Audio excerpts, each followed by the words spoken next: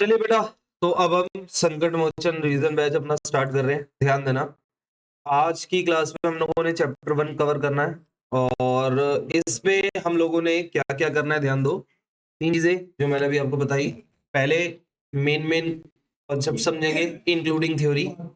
उसके बाद दूसरा उस पे बेस्ड प्रैक्टिकल कर लेंगे और उसके बाद तीसरा उस पे बेस्ड कुछ सिलेक्टेड क्वेश्चंस मैं आपको बता दूंगा, वो आप कर लेना, ठीक है। तो सबसे पहले फंडामेंटल, इसकी वेटेज 10 मार्क्स तक की आ सकती है। ओके, इसकी वेटेज बेटा 10 मार्क्स तक की आती है एग्जाम में। डिपेंड करता है, कभी कभार तो 4-6 नंबर का क्वेश्चन आता है, लेकिन वैसे 10 मार्क्स तक की आ सकती है इसकी वेटेज, ठीक है। तो फंडामेंटल में हम लोगों ने सबसे पहले पढ़ा था पार्टनरशिप क्या होती है। पार्टनरशिप क्या होती है? पार्टनरशिप कुछ नहीं, एक रिलेशन होता है लोगों के बीच में जो किस चीज पे एग्री होते हैं, प्रॉफिट बांटने पे, agree to share profit, carried on by all or any one of them acting for all. मतलब पार्टनरशिप दो लोगों के बीच में रिलेशन है जो प्रॉफिट बांटने के लिए रेडी है। बिजनेस चाहे एक जना करे चाहे सारे मिलके करे, बिजनेस कोई भी करे उससे फर्क नहीं पड़ता।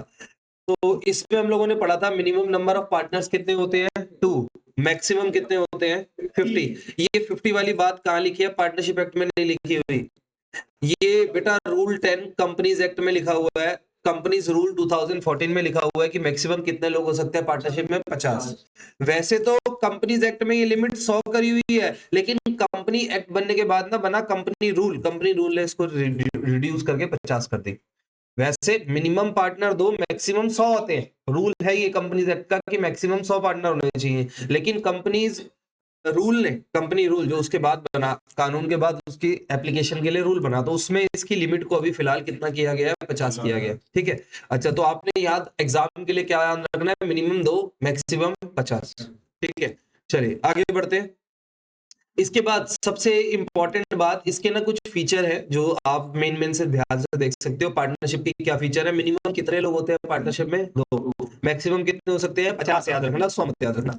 इनके बीच में, पार्टनर्स के बीच में बेटा एग्रीमेंट का होना जरूरी है। एग्रीमेंट यानी एक तरीके की डीड समझ लो, चाहे ये ओरल हो चाहे ये रिटर्न हो। तो पेपर में एक तरीके का एमसीक्यू पूछा गया था एक बार, उसमें ये पूछ रहा क्या एग्रीमेंट जरूरी होता है पार्टनर्स के बीच में? तो आंसर है यस, एग्रीमेंट जरूरी होता है, चाहे वो ओरल हो चाहे वो रिटर्न हो। और अगर हम इस एग्रीमेंट को रजिस्टर करा देंगे, अगर हम इस एग्रीमेंट को क्या करा देंगे, रजिस्टर करा देंगे, तो वो क्या बन जाएगा? डीड, पार्टनरशिप डीड बन जाएगा। अच्छा, एक बार 2021 में एक एमसीक्यू आया था, पार्टनरशिप को रजिस्टर कहाँ कराया जाता है? पार्टनरशिप की रजिस्ट्रेशन कौन से एक्ट में होती है? कंपनी एक्ट में होती है, पार्टनरशिप एक्ट में होती है, या कोई सेपरेट एक्ट में? तो पार्टनरशिप एक्ट में नहीं होती, फर्म्स एक्ट में होती है। फर्म्स एक्ट में होती है, पार्टनरशिप एक्ट में नहीं होती इसकी रजिस्ट्रेशन, और ना ही कंपनीज एक्ट में होती है। एक नया एक्ट है फर्म्स एक्ट, उसके अंदर इसकी रजिस्ट्रेशन होती है। उसमें पार्टनरशिप और सोल प्रोप्राइटर सारी फर्म्स की रजिस्ट्रेशन होती है फर्म्स एक्ट। ध्यान रखना, ये यूनिक क्वेश्चन था, ठीक है, 2021 में आया था। और साथ साथ इसकी रजिस्ट्रेशन का डॉक्यूमेंट जो है आरओसी मेंटेन करता है, रजिस्ट्रार ऑफ कंपनी, ठीक है। तो ये पॉइंट ध्यान रखना, फर्म्स एक्ट में रजिस्ट्रेशन होती है इसकी। हाँ, रजिस्ट्रेशन ऑप्शनल है, आपने कराना है तो करा लो, लेकिन ऑप्शनल समझ लो, गवर्नमेंट बोलती है जी ऑप्शनल भी है, लेकिन आप, और रजिस्ट्रेशन का फायदा ये होता है अगर आप रजिस्ट्रेशन करा लोगे ना, तो आप स्यू कर सकते हो, मतलब किसी को केस करने की आपके पास पावर आ जाती है, या कोई पर्सन आपके ऊपर कर सकता है, तो ये पावर आ जाती है अगर आप रजिस्ट्रेशन करा लेते हो तो, ठीक है, केस करने की पावर। तो अब आ जाओ आगे। पार्टनरशिप के बीच में बेटा एक सबसे इंपॉर्टेंट बात है, बिजनेस होना चाहिए। अगर कोई पर्सन पार्टनरशिप खोल रहा है एनपीओ के लिए, एनपीओ मतलब नॉन प्रॉफिट ऑर्गेनाइजेशन के लिए, बिजनेस नहीं कर रहा, वो सोच रहा है हम 3 जने मिल जाए और मिलके समाज कल्याण कर ले, तो ऐसे में पार्टनरशिप नहीं हो सकती। समाज कल्याण करने के लिए आप पार्टनरशिप नहीं कर सकते, उसके बीच में क्या होना चाहिए? बिजनेस होना जरूरी है। और बिजनेस 11th क्लास में बच्चों को कराया जाता है। बिजनेस की कुछ सिलेक्टेड डेफिनेशंस होती है। क्या डेफिनेशन है बिजनेस का? क्या पर्पस होता है? प्रॉफिट अर्न करना, और लगातार रेगुलर बेसिस पे होना चाहिए, ठीक है। तो कुछ फीचर होते हैं बिजनेस के। तो पार्टनरशिप के बीच में, पार्टनरशिप अगर आप कर रहे हो तो उसमें बिजनेस का होना जरूरी है, ठीक है। अच्छा, इसके बाद म्यूचुअल एजेंसी, ये सबसे इंपॉर्टेंट फीचर है, और ये मैं क्यों करा रहा हूँ थ्योरी, क्योंकि एमसीक्यू बन जाते हैं यहाँ से। पार्टनर्स के बीच में म्यूचुअल एजेंसी होती है। अब एजेंसी का मतलब क्या, जरा ध्यान से देखो, मैंने यहाँ समझाया हुआ है। मान लीजिए 3 पार्टनर है, एक्स, वाई और जेड, ठीक है। अभी हमने पार्टनरशिप की डेफिनेशन पढ़ी थी, उसमें एक वर्ड पढ़ा था हमने, business can be carried on by all or any one of them acting for all. ये जो एक लाइन डेफिनेशन में थी, वो उससे ये कॉन्सेप्ट आया म्यूचुअल एजेंसी। क्या मतलब है इसका? 3 पार्टनर है हमारे पार्टनरशिप बिजनेस में। अब देखो क्या कह रहा है, अगर एक्स दुकान चला रहा है, ठीक है, तो वो कमाई किसके लिए कर रहा है? वाई और जेड के लिए। एक्स बिजनेस कर रहा है, वो किसके लिए कमा रहा है? वाई और जेड के लिए कमा रहा है। तो एक्स क्या बन गया? जेड बन गया। और वाई और जेड क्या बन गए? प्रिंसिपल बन गए। अगर वाई कमाई कर रहा है तो वो किसके लिए कमाई कर रहा है? एक्स और जेड के लिए। तो वाई एजेंट बन गया, ये प्रिंसिपल बन गए। जेड कमा रहा है, किसके लिए कमा रहा है? एक्स और वाई के लिए। तो जेड एजेंट बन गया, एक्स और वाई प्रिंसिपल बन गई। यानी पार्टनरशिप के बीच में ना म्यूचुअल एजेंसी होती है। म्यूचुअल एजेंसी मतलब एक पार्टनर दूसरे के लिए कमाता है। तो ये किसका मेन फीचर है? पहला फीचर हुआ प्रॉफिट बांटना, प्रॉफिट बांटना, ठीक है। अच्छा, दूसरा फीचर हुआ एग्रीमेंट होना चाहिए, ठीक है जी। तीसरा फीचर हम लोगों ने पढ़ा बिजनेस होना चाहिए पार्टनरशिप के बीच में। चौथा फीचर हम लोगों ने पढ़ा एजेंसी होनी चाहिए, म्यूचुअल एजेंसी मतलब एक दूसरे के लिए काम करेगा। और आखिरी शेयरिंग प्रॉफिट। पहला था मिनिमम 2 पार्टनर होने चाहिए, दूसरा एग्रीमेंट होना चाहिए, तीसरा बिजनेस होना चाहिए, चौथा हो गया म्यूचुअल एजेंसी और पांचवा प्रॉफिट बांटना, ठीक है जी। तो पार्टनर्स के बीच में एक एग्रीमेंट होना चाहिए जिसपे वो प्रॉफिट लॉस के बारे में मेंशन करे। और आखिरी फीचर क्या है? पार्टनरशिप की लायबिलिटी। तो बताइए क्या होती है पार्टनर्स की लायबिलिटी? अनलिमिटेड होती है। अनलिमिटेड होती है, हर एक पार्टनर लायबल है, इंडिविजुअली भी और सेपरेटली भी। अब इसका मतलब क्या? ध्यान से देखो, एक्स वाई जेड, ये 3 पार्टनर है। इन्होंने मान लीजिए बिजनेस करा और बिजनेस करके बिजनेस डूब गया, इनकी लायबिलिटी बन गई 2 लाख रुपए। अब या तो ये 2 लाख रुपए मिलके दे दे, या तो मिलके सारे दे दे, नहीं तो हर ये राइट है कि अगर मान लो इसमें से 2 लोग इंसॉल्वेंट हो जाते हैं तो सारा एक्स को भी देना पड़ सकता है पैसा। यानी इसका मतलब ये है हर पार्टनर मिलके भी पैसा चुका सकता है और इंडिविजुअल भी चुका सकता है। तो ये इसकी लायबिलिटी की बात हो गई। पार्टनरशिप की लायबिलिटी क्या होती है? अनलिमिटेड होती है। तो इतना हमने पढ़ा ना, तो आपके मोस्टली एमसीक्यूज इससे हो जाएंगे, ठीक है। एक लिमिटेड लायबिलिटी पार्टनरशिप भी एक पार्टनरशिप की टाइप है जो 2008 में स्टार्ट हुई थी, 2008 में आई थी। और सबसे इंपॉर्टेंट बात क्या है, ये कंपनी की तरह ही होती है ऑलमोस्ट, समझ लो। मोस्टली जो सीए फर्म्स है ना, सीए फर्म, सीएस फर्म्स, वो सब एलएलपी के बेस पे होती है, लिमिटेड लायबिलिटी पार्टनरशिप के बेसिस पे। इसमें क्या बस इतना फर्क है कि पार्टनर्स की लायबिलिटी क्या हो जाती है? लिमिटेड हो जाती है, बस इतना सा फर्क है, ठीक है। बाकी इस पे पूरा एक्ट है, इतना हमें नहीं पढ़ना, बस ये पता होना चाहिए आपको कि हाँ लिमिटेड लायबिलिटी पार्टनरशिप भी आता है। अच्छा, इसके बाद हम लोगों ने पढ़ा था पार्टनर्स के बीच में, अभी फीचर पढ़ा था ना, क्या होना चाहिए? एग्रीमेंट होना चाहिए, एग्रीमेंट होना चाहिए, ये हमने पढ़ा था। अच्छा, एलएलपी में एक खास बात होती है, मैक्सिमम नंबर ऑफ लिमिट नहीं है, मिनिमम 2 है। और इंडियन पार्टनरशिप एक्ट 1932 एलएलपी पे एप्लीकेबल नहीं होता, ठीक है। और इसमें थोड़े बहुत इन्होंने क्या करा, मिक्सचर कर दिया, पार्टनरशिप के कुछ फीचर डाल दिए, कुछ फीचर कंपनी के डाल दिए, ये थोड़ा सा इन्होंने चेंज कर दिया। अब आ जाओ जरा पार्टनरशिप डीड। अभी हमने पढ़ा था पार्टनर्स के बीच में क्या होना चाहिए? एग्रीमेंट होना चाहिए। एग्रीमेंट आइदर में भी ओरल और रिटन, दोनों तरीके से हो सकता है, बट बेटर क्या माना जाता है?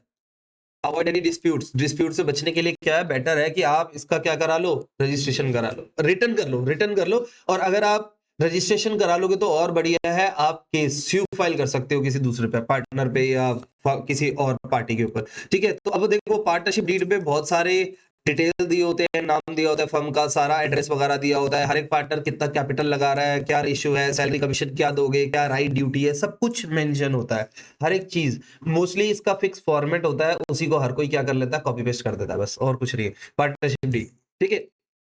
अब देखो ये 3 मेन फीचर दिए हुए हैं, अगर आप पार्टनरशिप डीड बना लेते हो तो आपका बिजनेस बढ़िया चलेगा, किसी तरीके का डिस्प्यूट नहीं हो सकता, किसी तरीके की कंफ्यूजन नहीं हो सकती, और इसको एज एविडेंस आप कोर्ट में पेश कर सकते हो, ठीक है। तो बस ये कुछ फीचर्स हो गए एनसीईआरटी के, मैंने अपनी तरफ से कुछ नहीं करा, ठीक है जी। तो ये हो गया। अब आ जाओ मेन टॉपिक, अब स्टार्ट।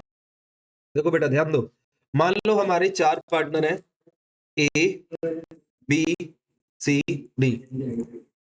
इन्होंने मिलके स्टार्ट किया एक पार्टनरशिप बिजनेस, ये बिजनेस स्टार्ट किया, लेकिन इन्होंने ना एग्रीमेंट नहीं बनाया, एग्रीमेंट डीड। एग्रीमेंट डीड में क्या फर्क होता है? एग्रीमेंट को अगर हम रजिस्टर करा देंगे तो क्या बन जाएगी? पार्टनरशिप डीड बन जाएगी। एग्रीमेंट ओरल और रिटन भी हो सकता है, लेकिन डीड हमेशा क्या होगी?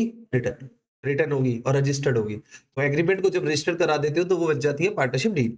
अब बताइए 4 पार्टनर है हमारे, ए बी सी डी, ठीक है। अब ये 4 पार्टनर है, इन्होंने कोई एग्रीमेंट नहीं बनाया। अब एग्रीमेंट नहीं बनाया तो क्या होगा? इनके आपस में कन्फ्लिक्ट्स हो सकते हैं, छोटी-छोटी बातों पर लड़ाई हो सकती है, क्योंकि जहां पैसा आता है वहां क्या होती है? लड़ाई होती है। इनकी छोटी-छोटी बातों पर लड़ाई हो सकती है। अब इससे बचने के लिए क्या करें? इससे बचने के लिए ना ऑलरेडी एक एक्ट बना हुआ है जिसका नाम है इंडियन पार्टनरशिप एक्ट 1932।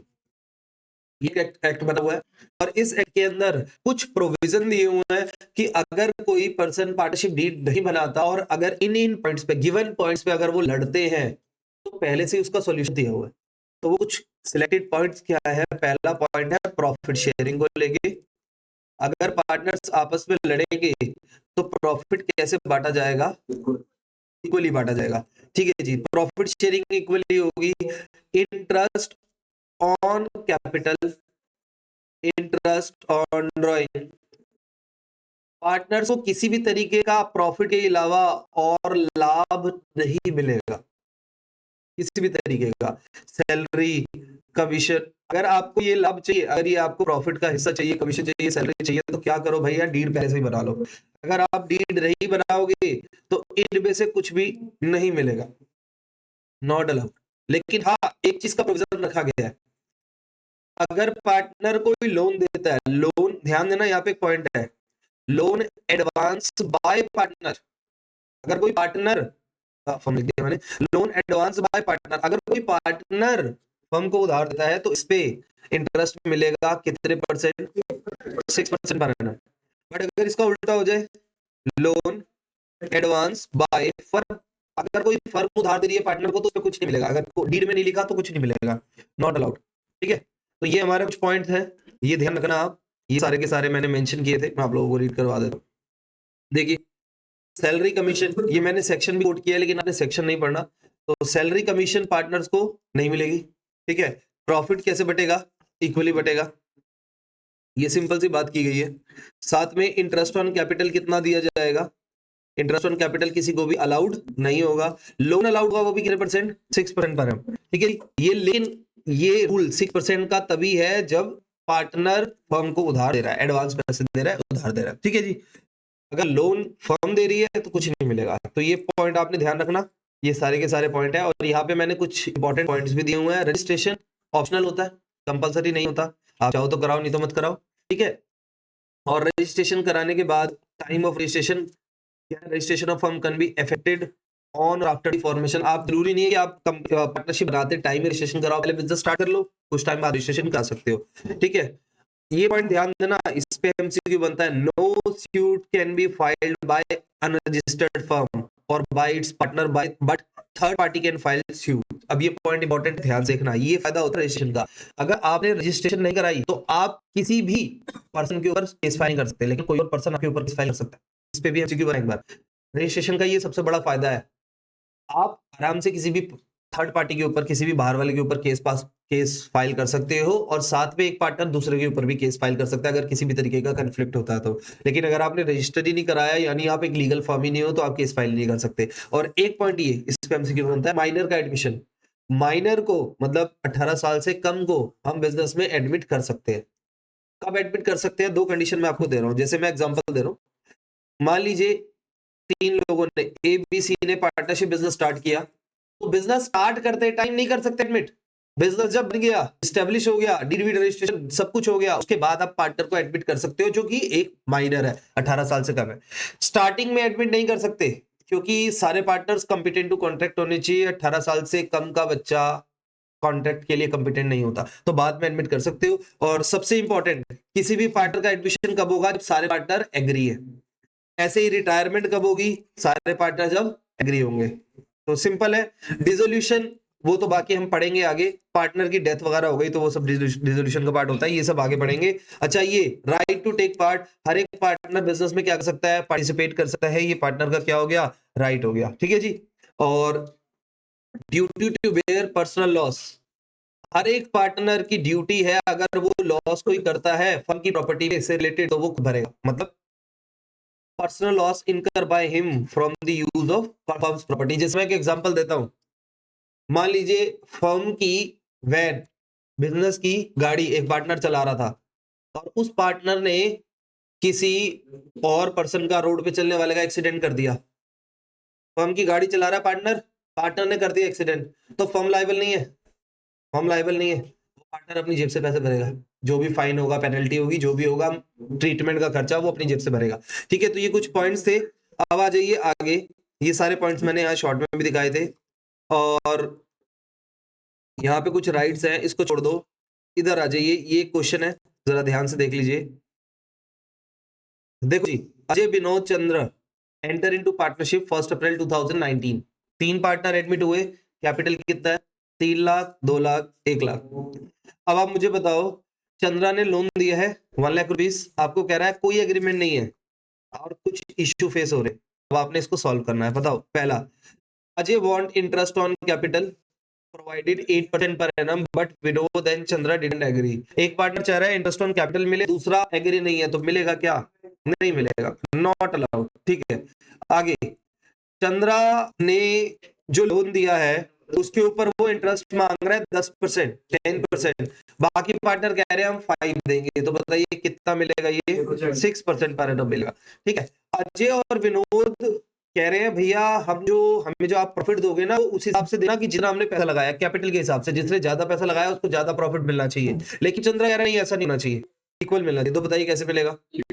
इक्वल मिलेगा। ओके, अच्छा, Vinod being working partner demand lump sum payment of remuneration. Vinod, तीनों से विनोद काम करता है, बाकी घर पे बैठ के आराम करते हैं। विनोद कह रहा है मुझे सैलरी दे दो भाई। तो आप बताओ, सैलरी चाहिए तो एग्रीमेंट पहले करना चाहिए था, बाद में थोड़ा मिलेगा। तो इसमें कह रहा है जी एग्रीमेंट तो किया ही नहीं, तो नॉट अलाउड। ठीक है जी, तो ये सिंपल सा एक पॉइंट था।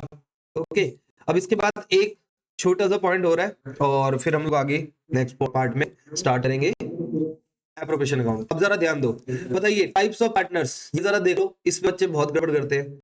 एक्टिव पार्टनर या एक्चुअल पार्टनर, वो पार्टनर जो बिजनेस में काम कर रहा है, एक्टिवली पार्टिसिपेट कर रहा है। स्लीपिंग पार्टनर या डोरमेंट पार्टनर या साइलेंट पार्टनर, ये कौन सा होता है? जो पार्टिसिपेट नहीं कर रहा है, एक्टिवली पार्टिसिपेट नहीं कर रहा है। अच्छा, नॉमिनल पार्टनर या ऑस्टेंसिबल या क्वासी पार्टनर, वो पार्टनर जिसने क्या दिया? अपना नाम दिया। अब आप देखो, एक पॉइंट है, नाम 3 है, नॉमिनल, ना से नॉमिनल, ना से नाम, ऐसे याद रख सकते हो। ठीक है, ऑस्टेंसिबल पार्टनर भी बोलते हैं इसको, क्वासी पार्टनर भी बोलते हैं, जिसने अपना सिर्फ नाम दिया है, नाम दिया हुआ है पार्टनरशिप फर्म को। लाइक गुडविल समझ लो ना, आप मुझे पार्टनर बना लो, मैं अपनी गुडविल यूज करने के लिए देता हूं आपको, तो पार्टनर बना लिया। ठीक है, पार्टनर इन प्रॉफिट्स ओनली, इसको हम सिर्फ क्या देंगे? प्रॉफिट देंगे। जैसे माइनर, माइनर को हम सिर्फ प्रॉफिट के लिए एडमिट करते हैं। ठीक है, अच्छा, सब पार्टनर कौन सा हुआ? अगर मैं पार्टनरशिप फर्म में पार्टनर हूं और मैं अपना प्रॉफिट किसी थर्ड पर्सन के साथ शेयर करता हूं, तो मैं सब पार्टनर, वो थर्ड पर्सन सब पार्टनर कहलाएगा। मैं मेन पार्टनर, वो सब पार्टनर। ठीक है, जैसे एग्जांपल के लिए आप अपनी कमाई अगर अपने पेरेंट्स के साथ शेयर करोगे, तो पेरेंट्स हो गए सब पार्टनर, आप हो गए मेन पार्टनर। तो ये पॉइंट है। अच्छा, इनकमिंग पार्टनर जो बिजनेस में आ रहा है, आउटगोइंग पार्टनर जो बिजनेस से जा रहा है। ठीक है, ये कुछ कुछ पॉइंट्स होते हैं जो प्रॉब्लम करते हैं। अब देखो, अब आएगा important point, partner by estoppel या पार्टनर बाय होल्डिंग आउट। अब ये क्या है, ध्यान से देखो। देखिए, ऐसा पर्सन, इस पे एमसीक्यू आता है, इतने सारे पॉइंट पे एमसीक्यू नहीं आएगा, इस पे एमसीक्यू आएगा और फिर बच्चे कंफ्यूज होंगे क्या है पार्टनर बाय स्टॉपल या पार्टनर बाय होल्डिंग आउट। अब जरा ध्यान से देखना ये क्या होते हैं। अगर कोई पर्सन झूठ मूठ का किसी को बोल दे कि हाँ भाई, अपने इंप्रेशन से या अपनी हरकतों से ये शो कर दे भाई कि मैं इस पार्टनरशिप फर्म का पार्टनर हूं, किसी भी तरीके से अगर वो ये शो कर रहा है कि वो एक पार्टनरशिप फर्म का पार्टनर है और पार्टनर डिनाई नहीं कर रहे, बाकी पार्टनर मना नहीं कर रहे, नहीं नहीं नहीं नहीं ऐसा नहीं है।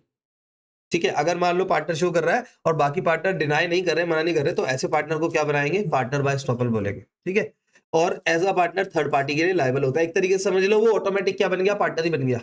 अगर मान लो, अगर थर्ड पर्सन, वो पर्सन जो झूठ मूठ का बोल रहा है, अगर वो कोई कॉन्ट्रैक्ट कर लेता है और घपला हो जाता है, कुछ हो जाता है, तो वो लायबल होगा, वो भी पैसे देगा। हाँ जी, नहीं नहीं रजिस्टर नहीं होता, कोई पार्टनर है ही नहीं, वो पार्टनर नहीं है, वो सिर्फ अपने एक्सप्रेशन से शो कर रहा है कि भाई अरे ये तो मेरे ही रिलेटिव है, ये तो मेरे ही पार्टनर है, आओ मैं इनके साथ आपका काम करवा देता हूँ, और वो पैसा वैसा खा रहा है, कमीशन ले रहा है, तो भाई खुद लायबल है वो। अच्छा, सीक्रेट पार्टनर, ऐसा पार्टनर जो सीक्रेटली, जिसकी आइडेंटिटी हिडन है, उसको सीक्रेट पार्टनर बोल देंगे। ठीक है, लिमिटेड पार्टनर, जिसकी लायबिलिटी लिमिटेड है, जनरली माइनर की लायबिलिटी लिमिटेड होती है, उसको सिर्फ प्रॉफिट, उसका जो पैसा है फर्म में वहां तक की होती है उसकी लायबिलिटी। ठीक है, माइनर पार्टनर, ये मैंने आपको बता दिया, 18 साल से कम का पार्टनर बन सकता है। अब ये सबसे एक इंपॉर्टेंट पॉइंट है, एक्टिव पार्टनर प्रॉफिट बांटते हैं, यस। थर्ड पार्टी के लिए लायबल है, यस। बिजनेस में पार्ट करते हैं, यस। स्लीपिंग पार्टनर, ये सबसे मेन है, ये कंक्लूजन है, ध्यान दो, इस पे क्वेश्चन आ जाते हैं एमसीक्यू। स्लीपिंग पार्टनर प्रॉफिट बांटेगा, यस। थर्ड पार्टी के लिए लायबल है, यस। पार्ट नहीं लेते। नॉमिनल पार्टनर है, नाम दिया है, प्रॉफिट बांटेगा, कभी कभार बांट सकता है, डीड मैटर करती है, जनरली नहीं बांटते, वो अपनी गुडविल दे देते हैं। थर्ड पार्टी के लिए लायबल है, यस। पार्टिसिपेट करते हैं, नहीं। जैसे एग्जांपल के लिए ब्रांड एम्बेसडर होते हैं, ठीक है, वो पैसे लेते हैं, कंपनी का नाम, कंपनी के अपना नाम यूज करने देते हैं, कंपनी के नाम से एडवर्टीजमेंट करती है। अगर कुछ घपला हो गया तो थर्ड पार्टी वो पर्सन भी लपेट में आ जाता है कि भाई आपने एडवर्टीजमेंट क्यों की। अच्छा, सब partner, partner in profit only, profit बांटेगा, जितना उसका फर्म में हिस्सा है वहां तक के लिए लायबल होगा, पार्टिसिपेट नहीं करेगा। सब पार्टनर प्रॉफिट नहीं बांटेगा, लायबल भी नहीं है, पार्टिसिपेट भी नहीं करेगा। इनकमिंग पार्टनर प्रॉफिट बांटेगा, लायबल है, पार्टिसिपेट करेगा। आउटगोइंग पार्टनर प्रॉफिट भी नहीं बांटेगा, कहीं भी लायबल नहीं है। ये मेन है। पार्टनर बाय स्टॉपल, क्या प्रॉफिट और लॉस बांटेगा? नहीं। थर्ड पार्टी के लिए लायबल है, यस, क्योंकि पार्टनर है ही नहीं वो। और पार्टिसिपेट करेगा? नहीं। सीक्रेट पार्टनर प्रॉफिट भी बांटेगा, लायबल भी है, पार्टिसिपेट भी कर सकता है। माइनर प्रॉफिट बांटेगा, यस, लायबिलिटी के लिए कहां तक लायबल है? प्रॉफिट तक। पार्टिसिपेट करता है? नहीं। माइनर पार्टिसिपेट क्यों नहीं करता? माइनर बिजनेस में पार्टिसिपेट क्यों नहीं करता? क्योंकि अगर माइनर कोई भी कॉन्ट्रैक्ट करेगा, कोई भी एग्रीमेंट करेगा पर्सन के साथ, वो वैलिड ही नहीं होगा। 18 साल से कम वाला कोई एग्रीमेंट नहीं कर सकता, आप कहीं साइन ही कर सकते, वैलिड ही नहीं है वो। ठीक है जी। किसी के साथ मान लो आप कोई बिजनेस कॉन्ट्रैक्ट करने जा रहे हो, बात साइन ही नहीं चलेंगे उसके, तो इसीलिए वो बिजनेस में पार्टिसिपेट नहीं कर सकता। ठीक है, लीगली नहीं कर सकता। ठीक है जी। तो यहाँ तक हमारा इसका पहला पार्ट कंप्लीट होता है और यहाँ तक हमने इसका क्या कर दिया, थ्योरी कवर कर दी। ठीक है, नेक्स्ट पार्ट में अब हम इसका स्टार्ट करेंगे P&L एप्रोप्रिएशन अकाउंट। ठीक है, चलो स्टार्ट करते हैं।